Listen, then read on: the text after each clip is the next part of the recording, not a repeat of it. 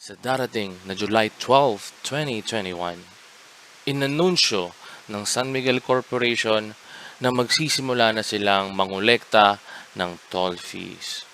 Sa loob ng mahigit 6 na buwan, ginamit natin na libre ang Skyway Stage 3. Sa mga rider, sa mga driver, nakapagbigay ang Skyway Stage 3 ng hindi masusukat na convenience in terms of traveling from point A to point B.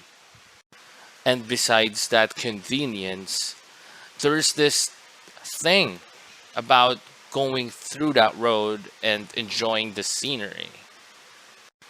But as we all know, all good things must come to an end.